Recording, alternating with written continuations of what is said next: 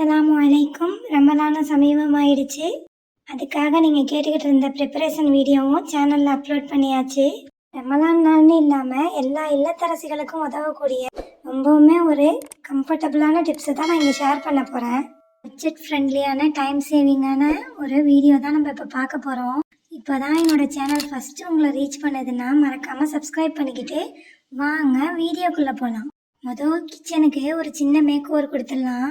என்னோட kitchen top black கலரில் இருக்கும். வீடியோக்கு தெளிவாக இருக்கணுங்கிறதுக்காக ஆரஞ்சு கலரில் ஸ்டிக்கர் டைல்ஸ் வாங்கி ஒட்டியிருந்தேன். அது கொஞ்சம் ஃபேட் ஆகிடுச்சு. இப்போது அதை வேறு கலரில் மாற்றிட்டேன். டிமார்ட் போயிருந்த போதே இந்த ஜார்ஸ்லாம் ரொம்பவுமே சீப் அண்ட் பெஸ்ட்டாக இருந்துச்சு. நம்ம ப்ரிப்பரேஷன் வீடியோக்காக நான் இதை வாங்கிக்கிட்டேன். இப்போ நம்ம பார்க்க போகிறது புளி பேஸ்ட்டு. சாம்பார், ரசம், மீனானதுக்கெலாம் இது ரொம்பவுமே ஒரு யூஸ்ஃபுல்லான ரெசிபி. அவசியம் கொஞ்சம் டைம் எடுத்து இதை நீங்கள் ப்ரிப்பேர் பண்ணி வச்சுக்கோங்க. புளியை சூஸ் பண்ண போகும்போது மட்டும் நார் கொட்டை இல்லாத நல்ல புளியாக பார்த்து சூஸ் பண்ணிக்கோங்க. 1/2 கிலோ புளிக்கு 1/2 லிட்டர் தண்ணி ஊற்றி குக்கரில் போட்டு ஆற விட்டு மிக்சி ஜாரில் கொடுத்து அரைச்சி எடுத்துக்கலாம். ஒரே ஒரு விசில் கொடுங்க, அடி பிடிச்சிடாமல் பார்த்துக்கோங்க. இன்னும் ஒரு 1/2 லிட்டர் தண்ணியை ஊற்றி நல்லா டைல்யூட் பண்ணி அடுப்பில் ஒரு 2 நிமிஷம் கொதிக்க வச்சு எடுத்துக்கணும். வீணாக போகாமல் இருக்கணுங்கிறதுக்காக 1 ஸ்பூன் மஞ்சத்தூளும் 1 ஸ்பூன் உப்புத்தூளும் ஆட் பண்ணிக்கோங்க. இதை ஆற வச்சு ஒரு ஜாரில் சேர்த்துக்கிட்டிங்கன்னாக்கா மணிக்கணக்காக செய்கிற வேலையை பட்டுன்னு 10 நிமிஷத்தில் முடிச்சிடலாம்.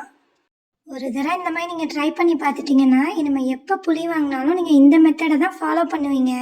கொதிக்க வைக்கிறதுனால புளியோடைய தன்மையெல்லாம் ஒருபோதும் மாறாது. அடுத்த டிப்ஸு தக்காளி பேஸ்ட்டு. இதுக்காக நான் 1 கிலோ தக்காளியை வாங்கி கழுவி சுத்தம் பண்ணி 2ஆக கட் பண்ணி புளியை வேக வச்ச குக்கர்லேயே கொடுத்து ஒரு விசில் கொடுத்து வேக வச்சு எடுத்துக்கிறேன். 2 பல்லாரி வெங்காயத்தையும் ஒரு 10 பல்லு பூண்டையும் ஆட் பண்ணிக்கிறேன். கொஞ்சமாக உப்பு போட்டு ஒரு 1/4 டம்ளர் தண்ணி ஊற்றிக்கோங்க. ரொம்ப தண்ணி ஊற்றிடக்கூடாது. ஒரே ஒரு விசில் கொடுத்து எடுத்துக்கணும். ஒரு விசில்லையே இது நல்லா தக்காளி வெந்து வந்துடும். இதை நல்லா ஸ்மாஷ் பண்ணி ஆற விட்டு மிக்சி ஜாரில் கொடுத்து அரைச்சி எடுத்துக்கோங்க. இது அதிக தண்ணி தேவையில்லை. ஸோ அதை தண்ணி விட்டுருந்தா கூட நீங்கள் அதை நவத்திட்டு இதை அரைச்சி 2 டேபிள் ஸ்பூன் காஷ்மீரி மிளகாய் தூள், கொஞ்சமாக உப்பு சேர்த்து ஒரு 1/2 மணி நேரம் நல்லா கொதிக்க விட்டு எடுத்துக்கிட்டோம்னா இது ஒரு டைம் சேவிங்கான ஒரு ரெசிபி. மோமோஸ் சாஸ் செய்கிறதுக்கு எல்லா மாதிரி கறி வகைகளுக்கும் இல்லைன்னா ஒரு ரோட்டுக்கடை கார சட்னியாக கூட நீங்கள் இதில் ரெடி பண்ணிக்கலாம். ஆற விட்டு ஜாரில் கொடுத்து ஃப்ரிட்ஜில் ஸ்டோர் பண்ணி வச்சுக்கிட்டிங்கன்னா மாதக்கணக்கில் இது வரும். அவசியம் ட்ரை பண்ணி பாருங்கள்.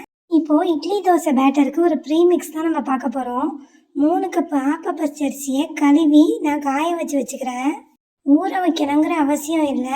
கழுவி சுத்தம் பண்ணி இந்த மாதிரி வடிச்சிட்டு ஒரு காட்டன் கிளாத்தில் ஓவர் நைட்டு ஒரு ஃபேனுக்கு கீழே இந்த மாதிரி உணர விட்டாவே போதும். 3 கப்பு அரிசிக்கு 1 கப்பு வெள்ளை உளுந்து, அதையும் கழுவி இந்த மாதிரி ஒரு தண்ணியை வடிச்சிட்டு ஒரு கிளாத்தில் உணர விட்டுக்கலாம். மறுநாள் இந்த மாதிரி உதிரியாக இது லைட்டாக ஒரு கடாயில் கொடுத்து இதை லேசாக வறுத்து எடுத்துக்கலாம். கலர் மாறிடக்கூடாது. இதோடைய ஈரணைப்பு போகணுங்கிறதுக்காக இந்த மாதிரி வறுத்து ஆற விட்டுக்கணும். வெயில் இருந்தால் நீங்கள் வெயிலில் கூட காய வச்சுக்கலாம். அதே கடாயிலேயே நம்ம உளுந்தையும் வறுத்துக்கலாம். உளுந்தை வறுக்க போகும்போது ஒரு 1/2 கப்பு அவல் சேர்த்துக்கோங்க.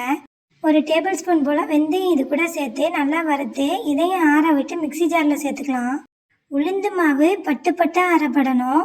அதனால் நல்லா சளிச்சிட்டு திருப்பி அரைச்சி சேர்த்துக்கோங்க. ஆனால் அரிசி மாவு கொரப்பாக அரைஞ்சா போதும். உளுந்து மாவு தான் பட்டு அரைப்படணும். அரிசி மாவை புட்டு மாவு பதத்துக்கு அரைச்சி இதோட கலந்துக்கலாம். இந்த மாதிரி கொஞ்சம் மெனக்கெட்டோம்னா நம்ம வீட்டிலையே ஒரு ப்ரீமிக்ஸை அழகாக ரெடி பண்ணி வச்சுக்கலாம். இதனால 2 பெனிஃபிட் இருக்குது. இதுக்கு நம்ம எஃபர்ட் போட்டு செய்கிறோங்கிறதுனால நம்ம அதிகப்படியாக இதை வீண் விரயம் செய்ய மாட்டோம். 2வது வீட்லேயே தயாரிச்சோங்கிறதுனால இது நல்ல ஒரு ஹெல்த்தியான பேட்டராக இருக்கும். 8 மணி நேரத்துக்கு 1 கப் மாவுக்கு 1 கப் தண்ணி வீதம் ஊற்றி நம்ம புளிக்க விட்டுக்கலாம். இந்த மாதிரி புளிச்சு வந்த மாவில் கொஞ்சமாக சோடாப்பு உப்பு போட்டு நான் இட்லி ஊற்றிக்கிறேன். சாஃப்டான இட்லியும் கிறிஸ்பியான தோசையும் எப்படி சுட்டேங்கிறத நீங்கள் வீடியோலேயே பார்ப்பீங்க. வெளியூர் வெளிநாடுகளுக்கு போகிறவங்களா இருந்தால் இந்த மாதிரி தயார் பண்ணி போனீங்கன்னா உங்களுக்கு ரொம்பவுமே அது யூஸ்ஃபுல்லாக இருக்கும். இட்லிக்கு தொட்டுக்கிறதுக்கு நம்ம எடுத்து வச்சுருந்த தக்காளி பேஸ்ட்டை 2 ஸ்பூனில் கொஞ்சமாக தண்ணி ஊற்றி கலந்து கடுகு உளுத்தம்பருப்பம் போட்டு தாளித்து ரோட்டுக்கடை கார சட்னி நம்ம ரெடி பண்ணிக்கலாம். சூப்பரான சட்னி நம்மளுக்கு ரெடி ஆகிடும். நம்ம இட்லியுமே எவ்வளோ பொசுன்னு வெந்திருக்குதுன்னு பாருங்கள். நோன்பு காலத்தில் அரிசி ஊற வச்சுக்கிட்டு மாவு அரைச்சிக்கிட்டு அதை பிடிக்க வச்சுக்கிட்டு சிரமப்பட்டுக்கிட்டு இல்லாமல் நீங்கள் இந்த மாதிரி ப்ரீமிக்ஸ் ரெடி பண்ணி வச்சுக்கிட்டிங்கன்னா சூப்பரான இட்லி தோசை வீட்டிலே நம்மளுக்கு ரெடி பண்ணிடலாம். நீங்கள் அதிகப்படியான குவான்டிட்டியில் எடுக்கிறீங்கன்னா நீங்கள் மில்லில் கொடுத்து கூட அந்த மாதிரி திரித்து வச்சுக்கலாம். நான் வீடியோக்காக ரொம்ப நேரமாக அதை புளிக்க விடலை, ஒரு 5 மணி நேரத்துலேயே எடுத்துட்டேன். அதுலேயே எனக்கு இந்த மாதிரி இட்லியும் தோசையுமே நல்ல விதமாகவே கிடச்சிச்சு. அவசியம் இந்த டைம் சேவிங் டிப்ஸை ஃபாலோ பண்ணிக்கோங்க. நம்ம தோசையுமே எவ்வளோ கிறிஸ்பியாக இருக்குன்னு பாருங்கள். அடுத்த டிப்ஸு காய்கறிஸ் இருக்கா. லாஸ்ட் இயர் நான் வீடியோ போட போகும்போது எல்லாருக்கும் ரொம்ப யூஸ்ஃபுல்லாக இருந்துச்சு. நாங்கள் எப்போவுமே நோன்புக்கு இதை முன்கூட்டியே தயார் பண்ணிடுவோம். அதே மாதிரி இப்போவும் ரெடி பண்ணி வச்சாச்சு. என்னோடய சேனலில் டீட்டெயில் வீடியோ இருக்குது, கண்டிப்பாக விசிட் பண்ணி பாருங்கள். இதுக்கான லிங்க்கு நான் டிஸ்கிரிப்ஷனில் கொடுக்குறேன். இது முன்னதாகவே தயார் பண்ணி வச்சுக்கக்கூடிய ஒரு ரெசிபி. நீங்கள் இப்போவே ஸ்டார்ட் பண்ணிங்கன்னா நோன்புக்கு சரியாக இருக்கும். இது இல்லாமல் பட்டாணிகள்லாம் அதிகப்படியாகவே வாங்கி உரிச்சு வச்சுக்கோங்க. இது சீசனுங்கிறதுனால ரொம்ப விலை மலிவாகவே கிடைக்கிது. நம்ம எக்ஸ்ட்ராவாக வேலை செய்ய போகும்போதே நம்ம பசங்களுமே சேர்ந்து உதவி செய்கிறதுக்கு ஆர்வப்படுவாங்க. அவங்களையும் இதில் ஈடுபடுத்திக்கோங்க. இந்த மாதிரி பாக்ஸில் போட்டு ஃப்ரீசரில் வச்சு ஸ்டோர் பண்ணிக்கலாம். அடுத்தது பொரியரிசி. எந்த அரிசியாக இருந்தாலும் ஒரு கப்பு எடுத்து ஒரு டேபிள் ஸ்பூன் சோம்போட வறுத்துக்கணும். 4 வரமிளகாய் கொடுத்து வறுத்து எடுத்து அரைச்சி வச்சுக்கணும். நோன்பு காலத்தில் எங்கள் வீட்டில் கண்டிப்பாக இதை ரெடி பண்ணி வச்சுக்குவாங்க.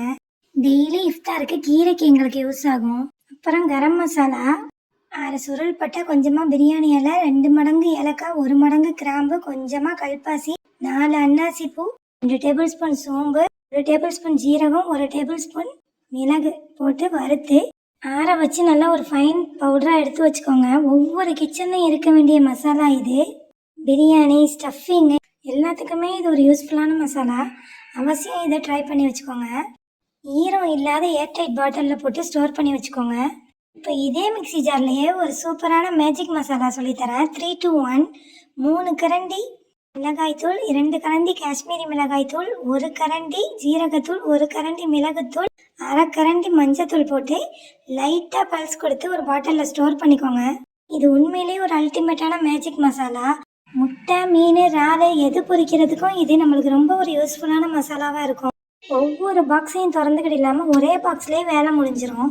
இஞ்சி பூண்டு பேஸ்ட்டு, உப்பு, தயிர், அப்புறம் இந்த மசாலா 1 கரண்டியை போட்டு நான் அன்றைக்கி இறால் தொக்கு தான் நான் பண்ணியிருந்தேன். மேரினேட் பண்ணி வச்சுருந்த இறாலை பொரித்து நம்ம ரெடி பண்ணி வச்சுருந்த தக்காளி பேஸ்ட்டு ஒரு 3 டேபிள் ஸ்பூன் போட்டு கொதிக்க விட்டு இறக்கிட்டா சூப்பரான நம்மளுக்கு இறால் தொக்கு ரெடி ஆகிடும். அப்புறம் அந்த புளி பேஸ்ட்டில் தான் நான் ரசமும் காய்ச்சிருந்தேன். அதுவுமே எவ்வளோ சூப்பராக இருக்குதுங்கிறத பாருங்கள். புளியை கொதிக்க வைக்கிறதுனால அதில் வாசமும் டேஸ்ட்டும் எந்த ஒரு மாற்றமும் ஏற்படாது. இந்த டிப்ஸ்கள்லாம் உங்களுக்கு யூஸ்ஃபுல்லாக இருக்கும்ன்ட்டு நான் நம்புகிறேன். எல்லாத்தையுமே நம்மளால் ரெடி பண்ணி வைக்க முடியலைனாலும் ஏதாவது ஒரு சில டிப்ஸே நம்ம கிச்சனுக்கு ரொம்ப முக்கியமானதாக இருக்கும். அதனால அவசியம் ட்ரை பண்ணி பாருங்கள். இன்னும் சூப்பரான டிப்ஸ்லாம் பார்ட் 2ல் வரும். சேனலை சப்ஸ்கிரைப் பண்ணிக்கோங்க. அடுத்த வீடியோவில் சந்திக்கலாம். தேங்க்ஸ் ஃபார் வாட்சிங்.